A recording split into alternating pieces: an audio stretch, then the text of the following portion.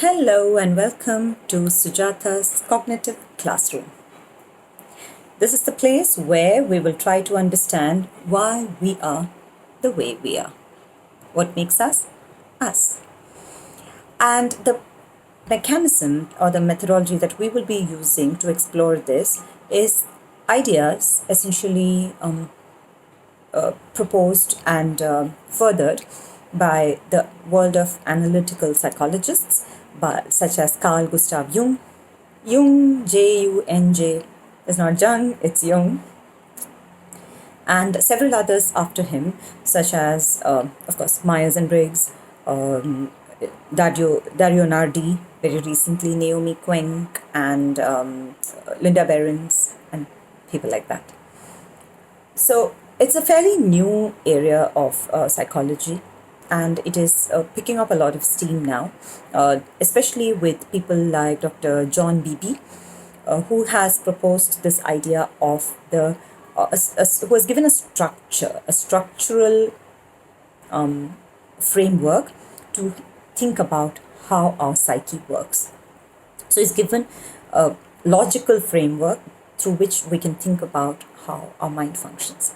And I'll tell you why it is good to know about it. Because it actually, so while we all know that we have our good and our bad and things we are very proud of and things where we need to work on, we don't always know how to isolate the problem. We don't exactly know where exactly the problem lies, and we have no systematic way to think of it. So we kind of, you might as well read astrology if, or daily horoscopes in the newspaper or something, if you want to understand the mind the way a lot of, armchair psychologists try to analyze. There's no structure to it. It is really up to everybody's individual interpretation. And for me, that doesn't work. There's got to be a more systematic way for every person to objectively think about themselves and others and arrive at predictable analysis and outcomes. And that's where Dr. John Beebe took Carl Jung's work and made it into a very systematic structure. It is still a somewhat nascent field. Everything isn't completely understood and explained, but that's okay. We have a strong enough framework to think about it. It's, if you can, in some ways, it's like the periodic table of people. And, there are energy levels of the mind, the way elements have energy levels of electrons. You're able to predict the properties of elements because the periodic table it makes predictions based on energy levels of electrons and the electronic configuration of each element. Similarly, the mental configuration of our functions, of our cognitive functions, gives us a very strong ability to predict behaviors of people.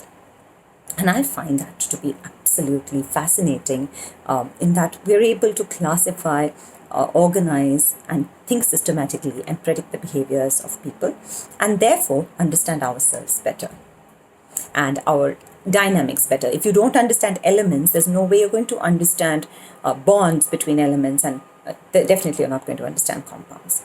And that's how, if we don't understand individuals, you can't understand interactions between individuals, and therefore you cannot understand the community and the collective. And so I kind of draw these analogies between the cognitive analytical world and the world of chemistry and periodic table, because there is really a lot going on in terms of similarities there.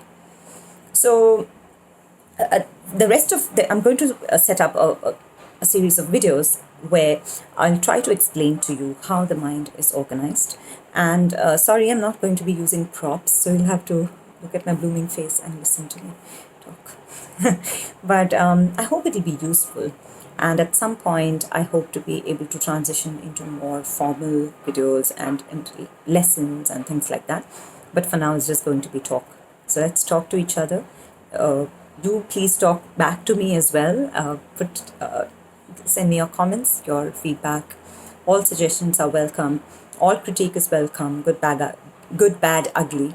Because I do believe that we can learn from each other. So thank you for listening, and I'll see you in the next video. Goodbye for now.